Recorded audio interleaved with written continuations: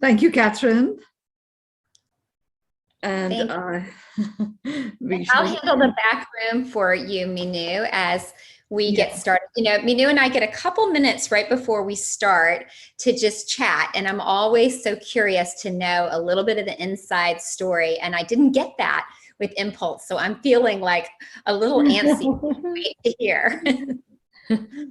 Great. Okay, looking forward to it. So let's begin. Okay. So Impulse, we had a choice last week about choosing this one or intimacy, and we chose intimacy last week, and this week it's Impulse. So it's like, what are the 7 hidden points of leverage within Impulse? For some people, being impulsive is great. I mean, I love the impulsive aspect. Now, I did not always like it before. I enjoyed it once in a while, but too much of it just felt extremely annoying and unplanned and all of that. It was something that got very laden with lots of judgment previously for me. So it was interesting as a pearl of wisdom. As a pearl of wisdom, to me, that's like saying something, you know. Impulse is a pearl of wisdom, which means that if we only focused on this one pearl, it has the capacity to create a world that works for everyone. So here it is, a pearl of wisdom, Impulse. What are the 7 points of leverage? The first one is intrigue. So intrigue as a point of leverage was an interesting thing for me to engage with. When I looked at it, intrigue as a point of leverage, what I got from that was intrigue creates curiosity. So a precursor to becoming curious about something is intrigue. You know, and if humans weren't curious, all of these innovations and inventions and all of that took place wouldn't actually have occurred.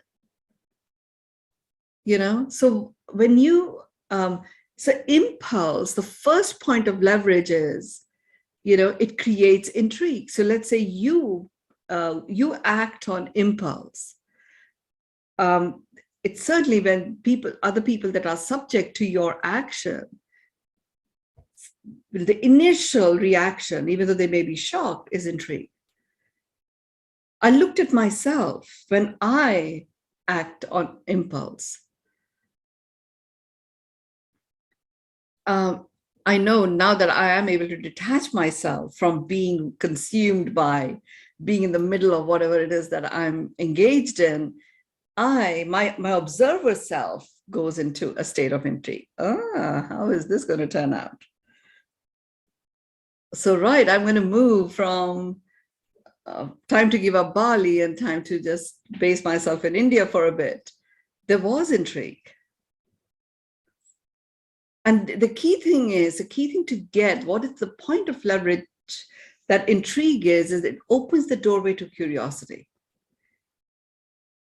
And just imagine, you know, the times when you are consciously aware, where you were curious about something. You know, it really puts you, there is more often than not, you are actually stationed in the moment when you are curious, because you're curiously engaged in what's happening now, what's happening next, you know, how are people responding, all that stuff starts to occur. Think about children, little babies. This little grandchild that I observe being birthed and, you know, is growing up. It's curiosity. He's curious.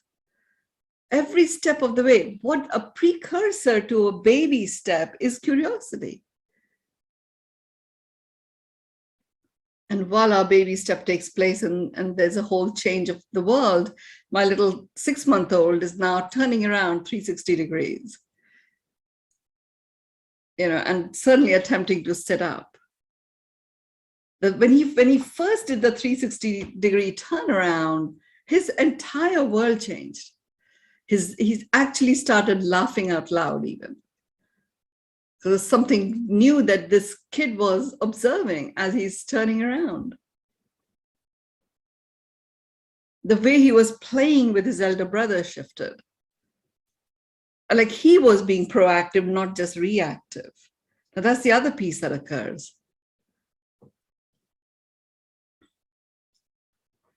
So what happens is we don't necessarily leverage impulse fully because we don't engage with intrigue as a doorway to curiosity. But what if we did? What if you actually stop becoming over analytical about taking an impulsive action and just took it once in a while? Or went along with someone else saying, being impulsive and inviting you to take action. I can see for myself. I always like to take the lay of the land. This is something that you've heard me say, and with the pearls of wisdom, always you take the first or second or the third, any one of the 7, whatever it may be. In this case, it is 7 points of leverage, and others it's 7 pathways. The moment you go into any one of them, the first thing you do is you look at the lay of the land. And in the lay of the land, with impulse, with intrigue and impulse, intrigue in particular, I looked at, okay, when was the most recent time that I acted on impulse? And I remember just walking down from my apartment, just going to see what the greens are like outside my apartment block. And I saw these bicycles for rent. And I thought maybe I should just have a go at one of them. It felt a little bit too risky with cars and stuff to imagine that the cellular memory that I had when I was 14 riding a bike would come back. So on an impulse, I said, I'm going to learn to ride the bike. And I'm going to get a personal trainer for that. I asked various people, nobody knew. So I just went online, and lo and behold, there is this portal for personal trainers of any kind that you want that operates in the Middle East. And I found this amazing bicycle teacher.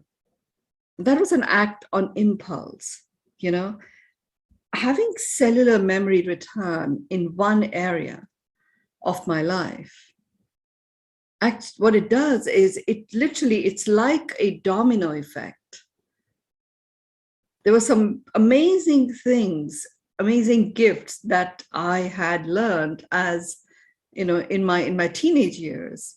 I was one of these very curious people, and a bit of a bookworm, wanting to do well at school. So then by the time I got to being 13, 14, I didn't really belong. I was teacher's pet everywhere, which means that my contemporaries really did not want very much to do with me, because I was always the one that they were compared to. So at about 14, I was so keen to belong, to create a community. So I started finding things that other people did and applied my genius to learning those. And bicycle riding was one of those. So, and there were others. So what happened is, here I am, I act, I get intrigued by, wow, I wonder if I can even ride the bike. Okay, I went over analytical. No, I really can't. I go and find a bicycle teacher. And then I have my first lesson, and voila, I'm riding. So cellular memory opens up, it comes back. You can imagine there are so many cellular memories that were just pushed away. From that time when I was wanting to learn all these different ways in which I could belong to my community. So the cells go pop, they literally like light bulb after light bulb after light bulb, dots are getting connected.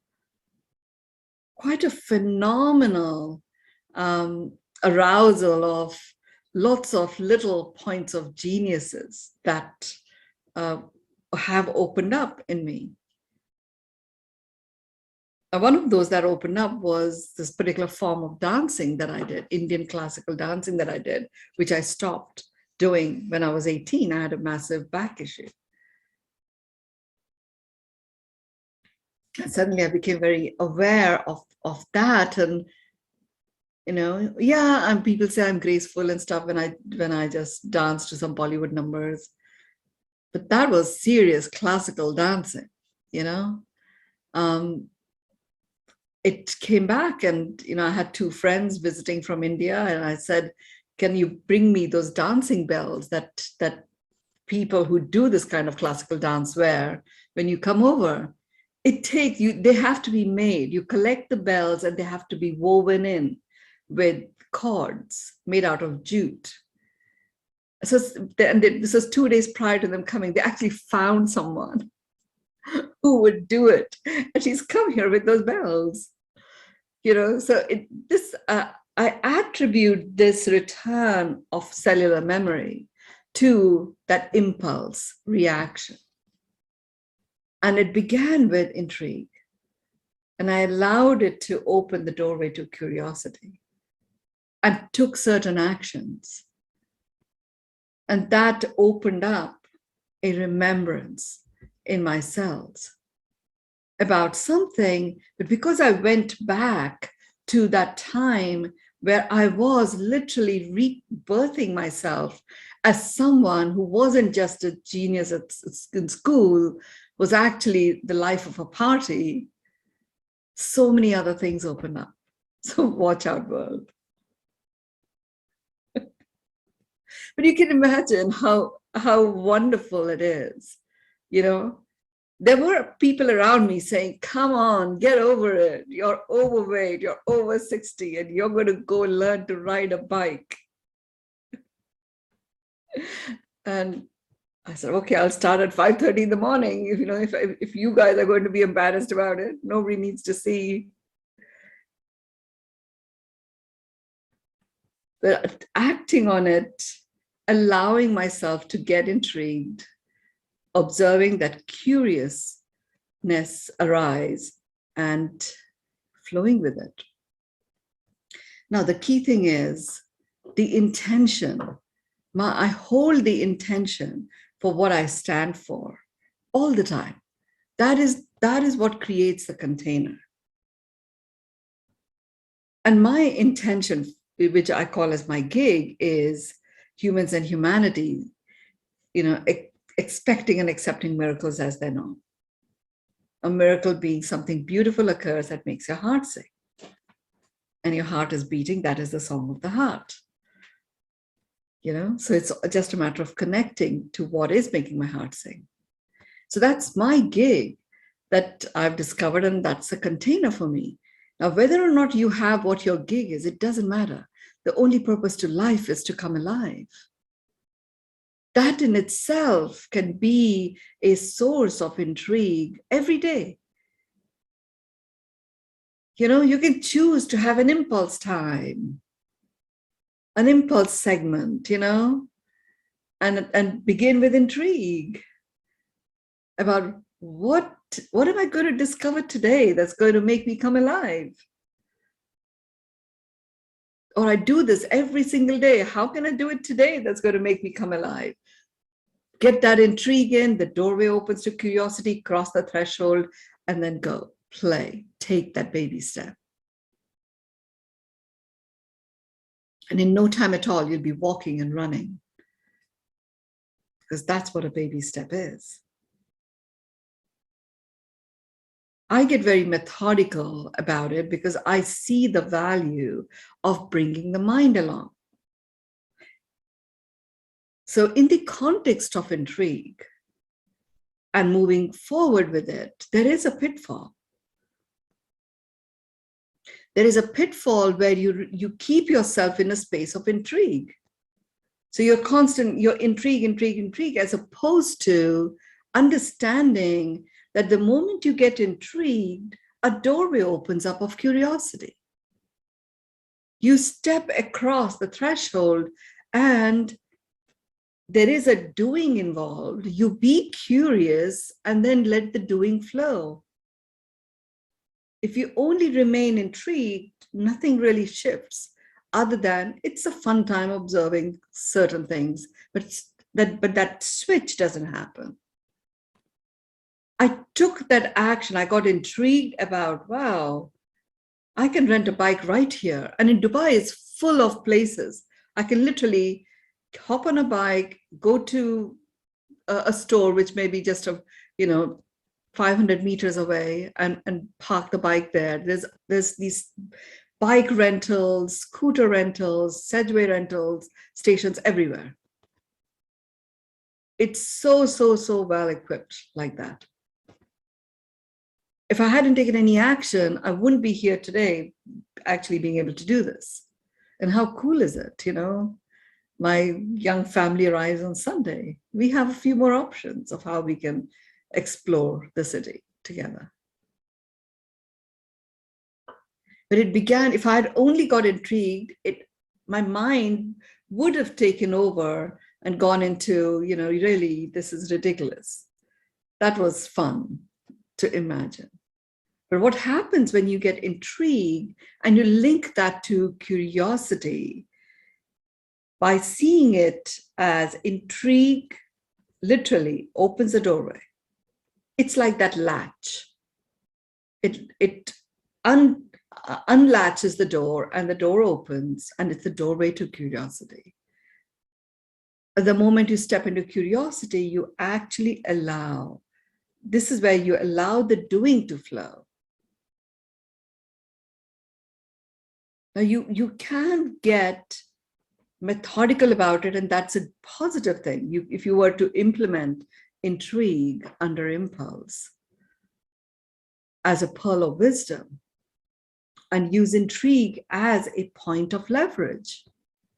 It's a point of leverage that has opened up a cellular remembrance for me of many, many amazing skills and talents that I had actually proactively developed and practiced at the age of 14 or around that time. So when that remembrance returns, there is, just the way I operated at the time and I do now, I observe very closely how one thing leads to another, and I proactively connect the dots. That's how I train myself on anything. I train myself that way in academia, and I train myself that way in these little, talents that I develop for myself.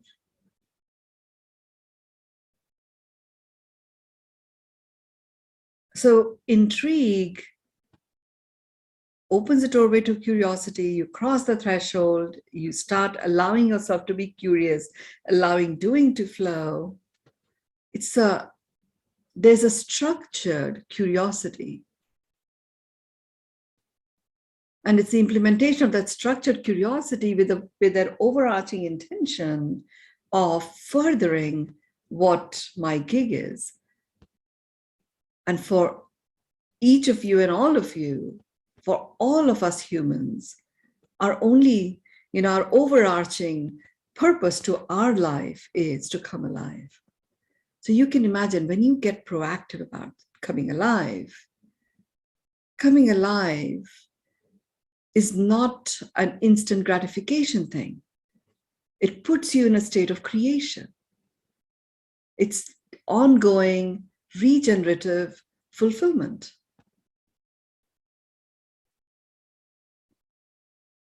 So when you are in that space, you're regenerating that experience of fulfillment.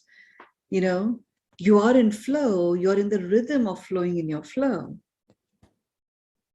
And all that began with this impulse. And it began with this first point of leverage, intrigue. Avoid the pitfall by actually recognizing that it has opened the doorway to curiosity. And step across. Get curious. Allow the doing to flow. If you don't allow the doing to flow and you hold back by going into over-analysis and planning, as opposed to crossing the threshold, getting curious, knowing that you have an overarching intention, and that's what is going to be realized with this, intrigue delivers its point of leverage, and you experience a world for yourself. And that also creates a world that works for everyone. So I've just noticed that my computer is very low on power. So give me a moment while I go and get the power cord, which is right here. I just have to plug it in. So just a moment.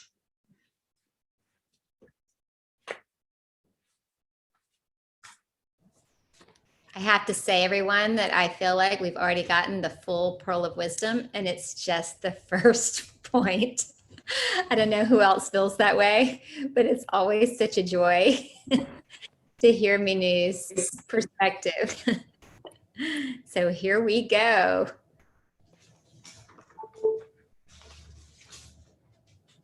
I always love that. I feel like impulse or any pearl of wisdom, we think of it from one perspective, and then Mynoo brings in an entirely different perspective that just opens up a new world. Ready to hear more, Mynoo? Talk about impulse, I'm always very, very well orchestrated and prepared. I don't run out of battery on pearls of wisdoms. And today this happened. But I guess, I was intrigued. And I was telling Catherine that I took up personal training. So I got a personal trainer. I realized as I was doing the bike riding that my level of fitness wasn't that great. So whilst I can do many things, that endurance fitness was very, very low, So bike riding wasn't as pleasurable as I would like it to be.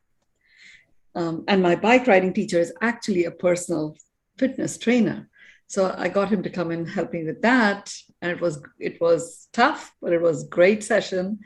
And at the end, he was helping me do my stretches. And in one of the stretches where I was stretching my arms, and he just helped me by pushing my back down, my left rib sort of went out of alignment. So I have this pain on, on my left rib. So there I am, it starts to run out of battery. I have to get up, and it's been taking me quite a bit of time to stand up and go and, move anywhere. And actually, Catherine, I was able to just stand up, go get the charging cord, pick it up, from the floor and plug it in. So, okay, that means I'm getting better. So now I'm going to get curious about what is it that I did that made me feel better so fast. The second point of leverage of impulse.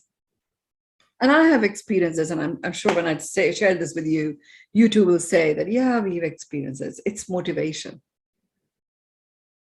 When you initially, when someone else is being impulsive and you go along with it, there may be a trepidation, but you actually, as you go along with it, the moment you take that step forward, motivation does kick in. And motivation propels you into forward momentum. You know how I talk about every word has an innate vibration? Motivation vibration is forward momentum. The innate vibration of motivation is forward momentum. So impulse, one of the points of leverage, the second point of leverage is motivation. So you get intrigued, it opens the doorway to curiosity, you cross the threshold, you enter the realm of curiosity, and you allow the doing to flow, you are motivated instantly. And the moment you get motivated, because its innate vibration is is forward momentum, it as if creates its own force. And you keep rolling forward. Like friction start to disappear. When you are motivated and you are propelled by curiosity, which in turn is propelled by intrigue, which in turn has arisen from impulse, which is one of the pearls of wisdom, you automatically start riding a wave.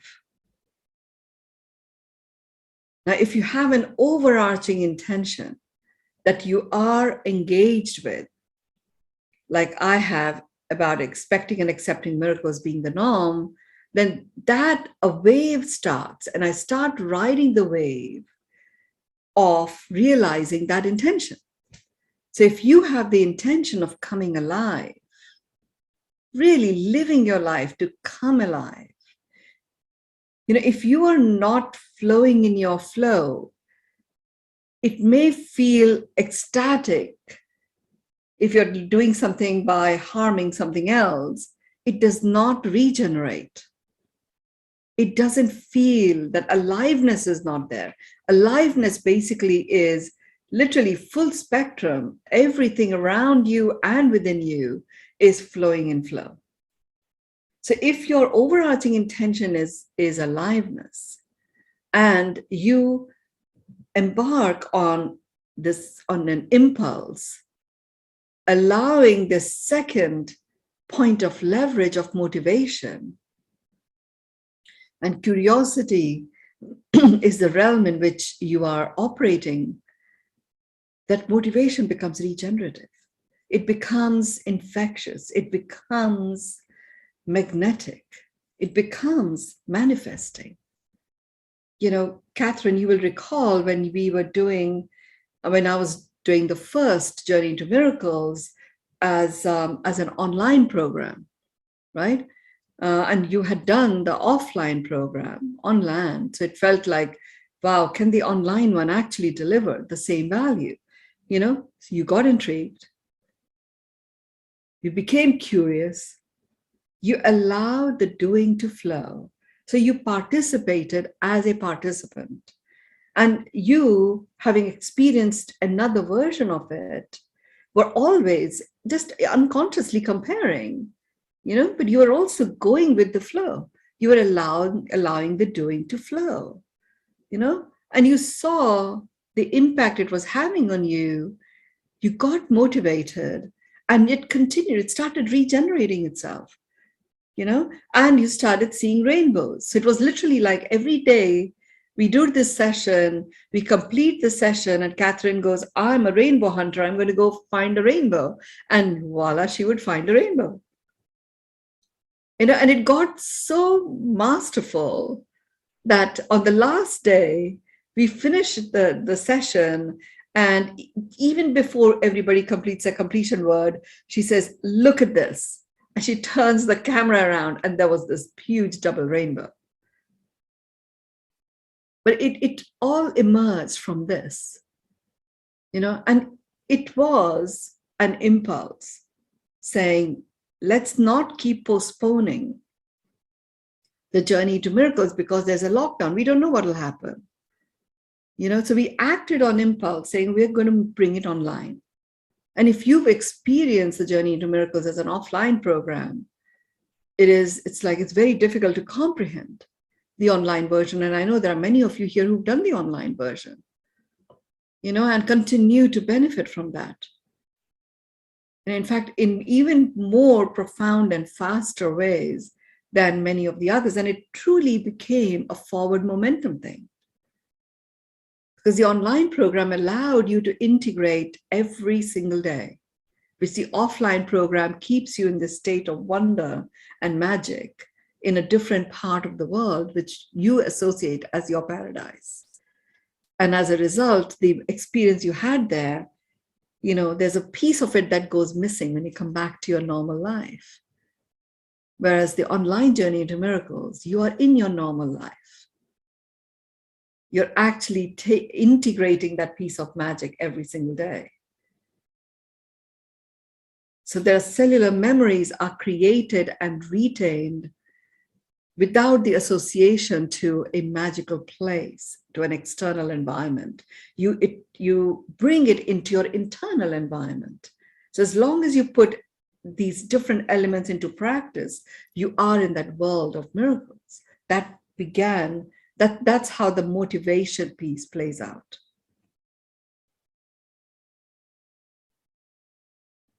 So what I did for myself as I'm implementing this particular pearl of wisdom, looking at motivation, and I talk about full spectrum well-being, and I've taken up my physical well-being as my project this year.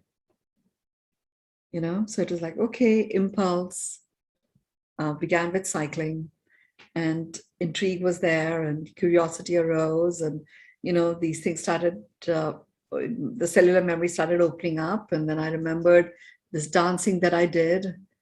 When you do Indian classical dancing, just like with any classical form of art, there is actually a science to it. It's quite meticulous as an art form, and it's very scientific in terms of exactly how you position, a bit like a creative form of Pilates or something, you have to engage your nano muscles for certain postures and stuff. I got motivated with this, and the dancing bells arrived as well. So now there's no need to stop that. So I started experimenting with it, thinking, will I actually remember those sequences? And there is quite a lot of stuff available online, but I don't need to go back to the basics. So I started with it. And then I spent 17 years, going backwards and forwards to Spain, and really enjoyed flamenco. Watching it, I didn't do it. I really enjoyed flamenco. And as I'm doing my, experimenting with, my dancing bells, remembering back my classical dance moves, I start thinking, actually, this form of leg movement, foot movement, is similar to flamenco. What if I did like a remix of flamenco and this Indian classical dance? How cool would that be? Impulse, right? And I just started working with it. And I thought, okay, I like that idea. I wonder if I can find a flamenco teacher. I'm on my way to my grandson's nursery just to make sure that everything is okay for his arrival in a couple of weeks into that school. And there's a dance studio. It's like you're rainbow hunting, Catherine. And I go in, and sure enough, they actually flamenco and tango and all the stuff is very much there. So once my rib thing is sorted, I'll take up flamenco as well as something that I might do once a week. And my granddaughter loves dance. So that could be something we might do as our time together. But it began, it's like regenerative. The motivation is regenerated in such a fun way. Such a fun way. And it began with me applying this in a very concerted way. So look, structured curiosity that creates motivation. Motivation being forward momentum. There's an overarching intention that I have, and I'm just flowing with it. It's important to be connected to your overarching intention. Those of you who know what your source mastery is, you know what your overarching intention is in a very precise way that is unique to you. For all of us, our ultimate overarching intention, the fact that we have taken up being in this human form and we have life, our overarching intention is to come alive. Our source mastery gives us our own unique mastery of how that aliveness expresses itself. And if you have a gig already defined, like I have mine, then that becomes the playground. That becomes the intention of my playground. So as long as I remain connected to it, I don't have to get overly, serious about it. I implement these points of leverage. I don't have to be impulsive all the time either. but once a day would be pretty cool. And you can actually apply structure to it. Yes, it's impulsive. And you can say, this is my impulse time. So there's a structure to it. And yet there's you can actually play with it, play with impulse. So it's amazing. I mean, talk about aliveness. It really is like, your cortisol for motivation and aliveness, because it regenerates itself. The third point of leverage is perspective. Impulse. When you know that when you take that action on impulse, the first thing it does is creates intrigue. As long as you get that, and that intrigue opens the doorway to curiosity, and you step across the threshold, you're in that curious space, and you allow the doing to flow, you experience that motivation vibe, you're already in a forward momentum. And that starts to give you a new perspective. It certainly gave me a new perspective where I literally started noticing and appreciating the wisdom of the years that I've had in this human form. I know, like being 61 now, and having this vibrancy of youthfulness and vitality within me, without being encumbered by having to do this, that, or the other. I don't have to do anything. I can choose to. So, and I have all this wisdom to tap into. So suddenly false starts have disappeared. And even if there is one, I get intrigued and open the doorway to curiosity. It's this wonderful exuberant cycle as opposed to vicious cycle that opens up. It gave me that perspective that actually physical age only matters if it is something that you allow your mental state to get burdened by.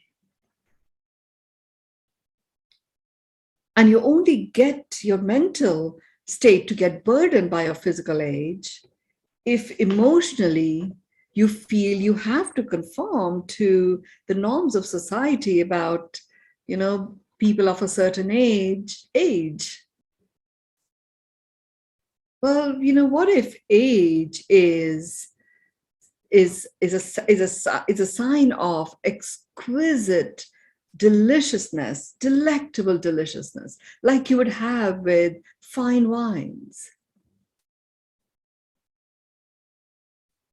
And I don't know if you do it, but certainly in Eastern Europe, I have done it myself, where, like brandy, and soaking certain fruits in it, at the time that my son was born, so that by the time he's 21, I'm going to present this to him, this wonderful liqueur with apricots in it. So it's matured and it's absolutely phenomenal.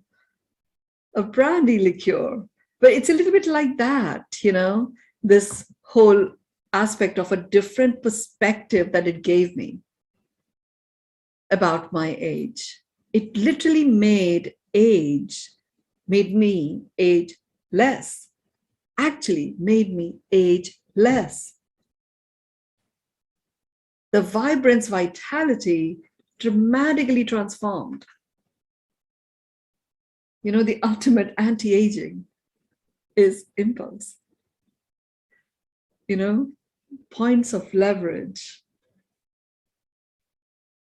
Now, what I'm also noticing about these pearls of wisdom is that these points, but these 7 things that I talk about, if you do them in sequence, they build upon the previous one.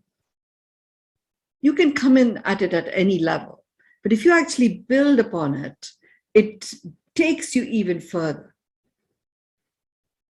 So having gone through intrigue, opened the doorway to curiosity, allowing the curiosity to to engage and engaging in curiosity, allowing the doing to flow, noticing that motivation, experiencing forward momentum, noticing that that regenerates motivation ongoingly, you land in these different perspectives. People react and respond differently. And for me, though, the first thing that I noticed was my 3-year-old grandson chose to, he would call me, there was grandma, and then it went to, he stopped calling me grandma, started calling me Mynoo, and then he starts calling me Grandma Mynoo. His other grandma, he calls grandma. And if somebody says, oh, let's get the 2 grandmas, he says, no, there's Grandma Mynoo and there's grandma. So here I am talking about, I have the age, the wisdom, and I have the youthful vitality, and my grandson completely speaks it aloud. So there is, it's a different perspective. Different perspective that shows up. And that is a point of leverage. Now, you can have different perspective and not notice them at all. And you can, when you're in this realm of curiosity, you actually become curious about, I am actually in this space where I have taken on impulse and I'm being shown a different perspective. I'm not getting it. And voila, you start seeing a little bit. You go deeper into it, allow the doing to flow, get even more curious. You then get motivated because you start to see the tiredness fall away and you start noticing even more newer perspectives. What if you become a perspective seeker? And that has happened. I know, Catherine, when you became a rainbow hunter, you really became a hunter of miracles manifesting. And you then, it multiplied, right? It went on to manifesting miracles. Meena is here as well. And, she's also been a part of the journey to miracles. And she introduced me to the magic of Rishikesh in a beautiful way. I stay at her home there in Rishikesh on the banks of the river Ganges. And every day, the videos that she's sharing of live things that are taking place, new perspectives. She's literally looking at her walks in a new perspective and magic is showing up. Pretty much every day, there's something magical that she captures on video. The trampoline on the beach, the barbecue on the beach, all that stuff that occurred, perspectives. But there were many people that went by that place, never noticed it was there. You chose to notice. So allow yourself, when you take this on, allow yourself to notice the different perspectives.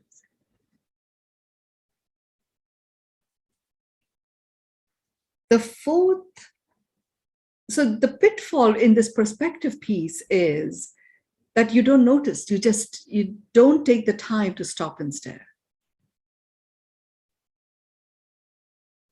And you just keep moving forward. There is forward momentum, you will move forward, but when you become an observer, you actually get to your end destination much faster.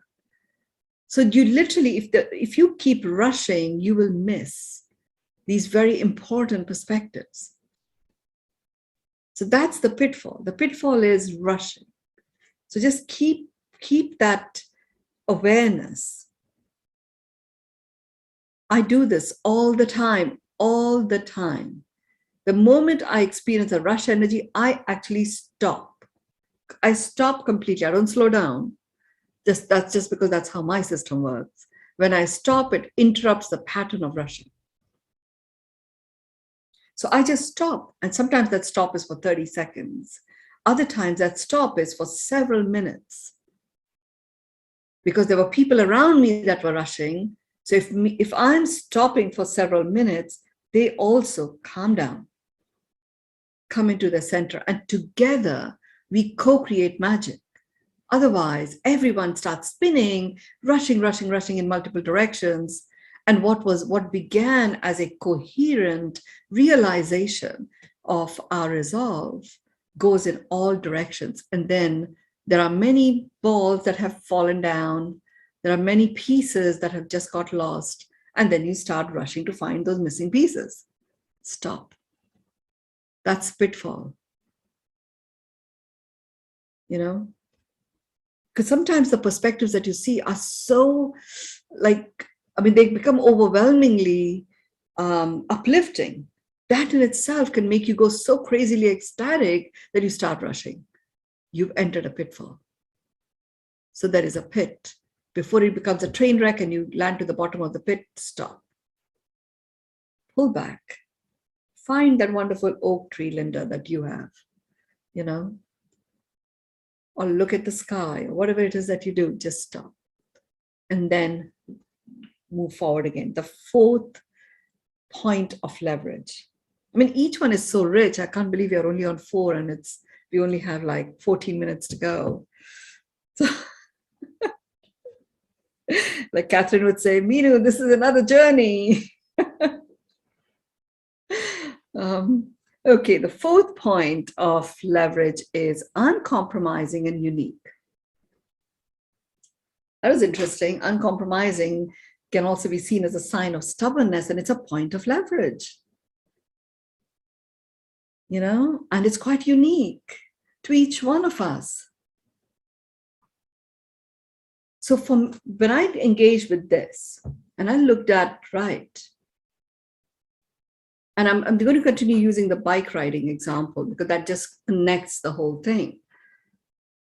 The moment I even shared the thought that I had, you know, everybody around me is like, what's wrong with you? I mean, you don't have to do this, you know, we need you. You're online so much. And what if you fall and you're out of action? And, you know, this is ridiculous.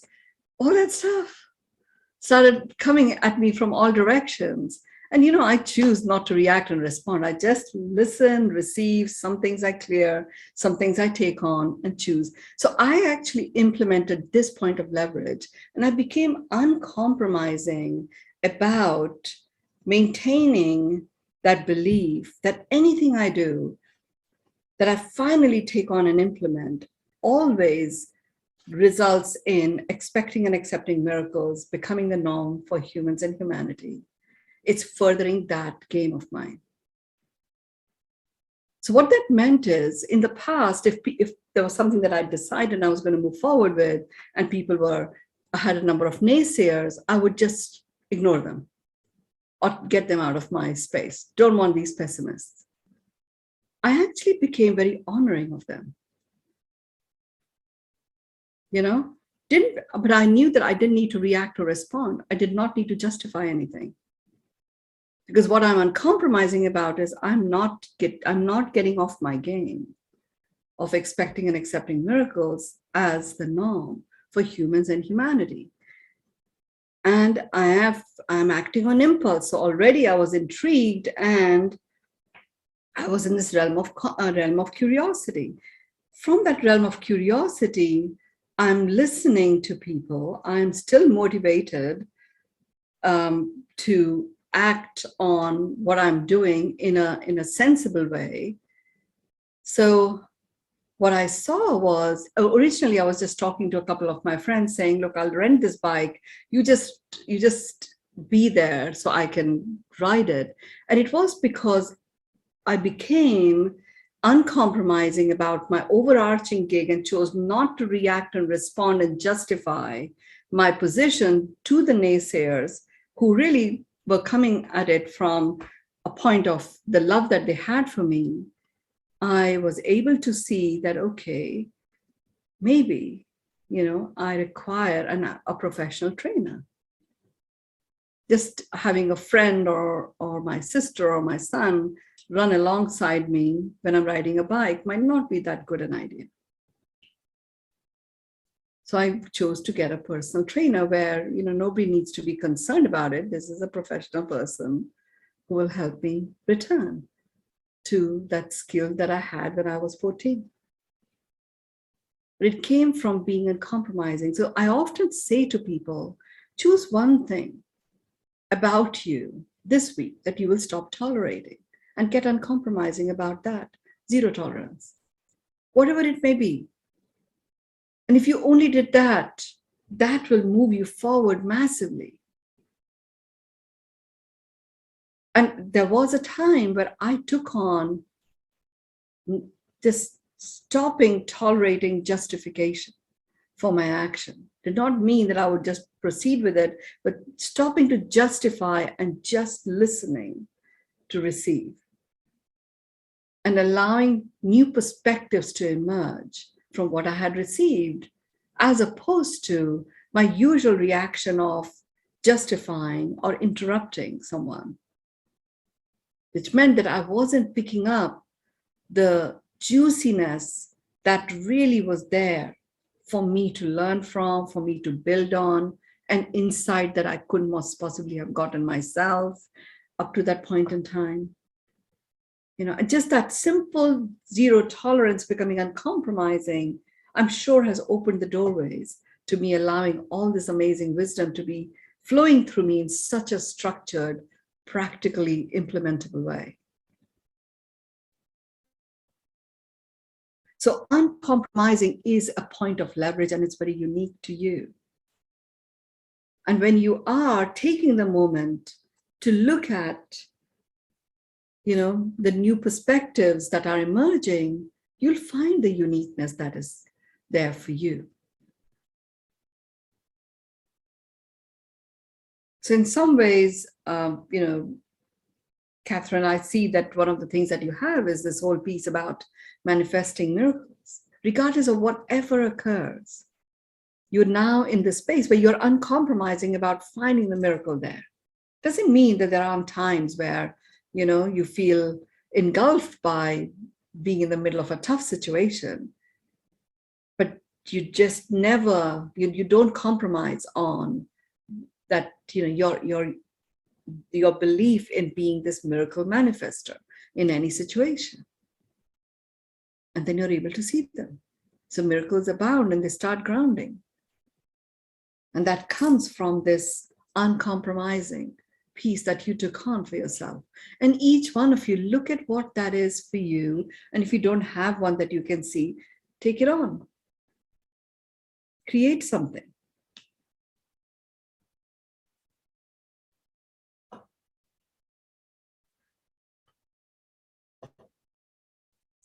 And again, full spectrum point, just look at the full spectrum and choose an area that you want to work with.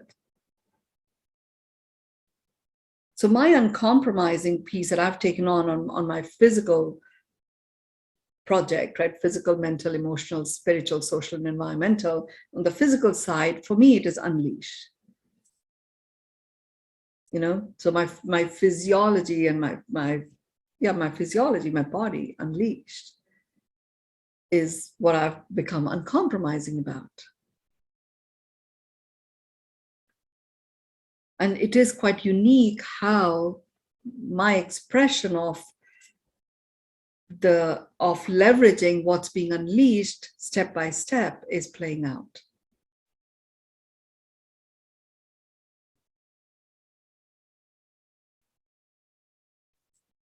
The fifth one is an odd one.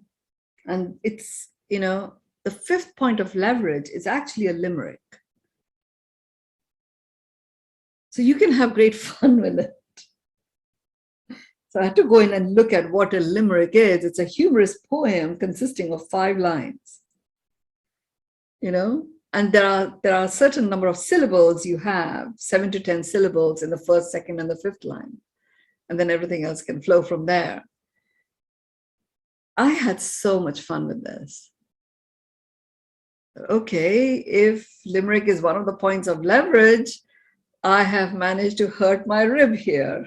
I'm going to create a humorous limerick out of it. And I'm sure that has helped me. You know, here I am laughing. I wasn't able to laugh last night.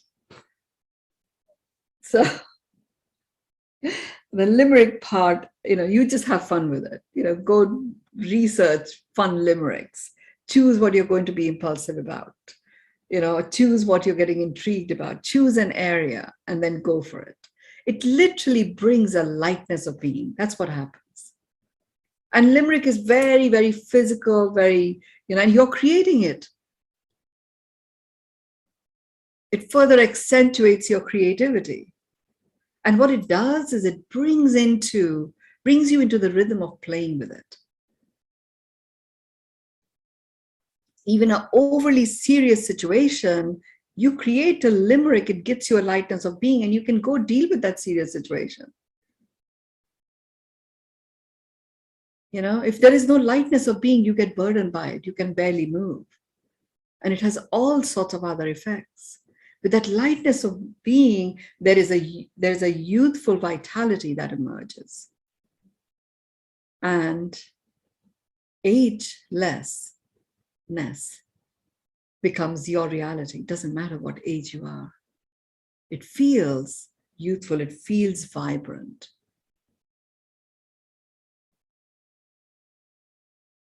So play with the limerick part.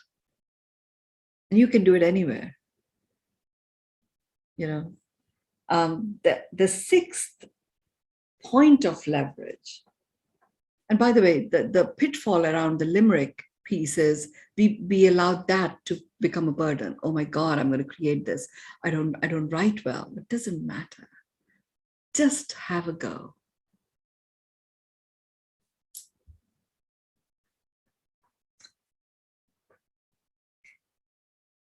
The sixth point of leverage is surrender.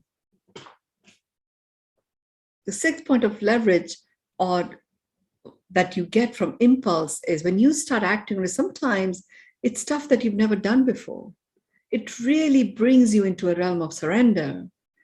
And if you are doing it in sequence, by the time you get to surrender, you're actually so much in the flow of your flow that surrender literally is like allowing yourself to rest in the arms of the divine, or in the arms of okayness, in the arms of unconditional acceptance of whatever is. It's not surrender as in giving your power away.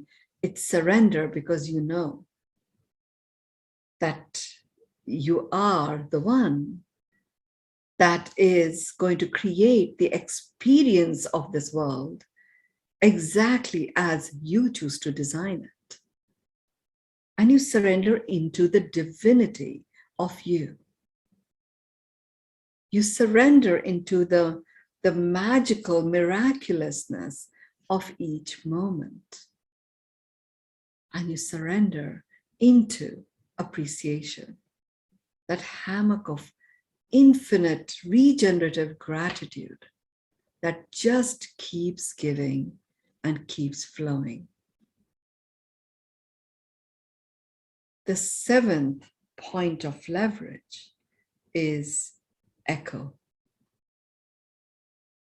Whatever has occurred up to this point in time, just like an echo, it magnifies and it reverberates by itself.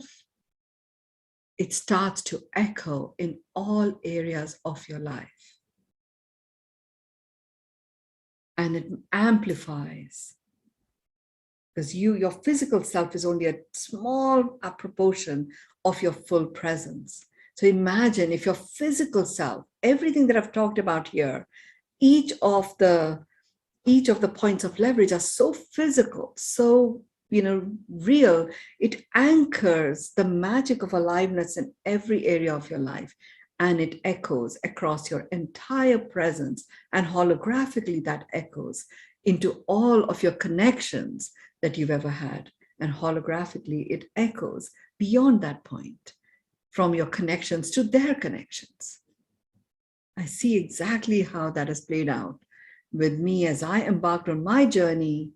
Initial ridicule from my family to now my family accepting it, and each one of them echoing that eternal journey into miracles that they're all on. And I see that with each one of you who've been a part of this body of work, even those that have only ever done the pearls of wisdom. I feel that echo of a lightness of being, experiencing this world of miracles. connecting to the nowness through your heart, noticing what is actually making it sing, and that echo multiplies. Over to you, Catherine. Such amazing joy, Mynoo, that's just reverberating through every cell of your body, and I think into every cell of our body. You know, you said what fun you were going to have tonight, and I think everyone really felt that. And I love this idea of being a perspective seeker. That really like resonated for me. Thank you so much. Thank you, everyone. I know we're out of time. We try to keep this to an hour, but you can see how Mynoo gets that momentum going there at the end. We need an hour and a half. I don't know, 90 minutes. But thank you all for joining. We love having you here. Each person go out, be that perspective seeker in the world.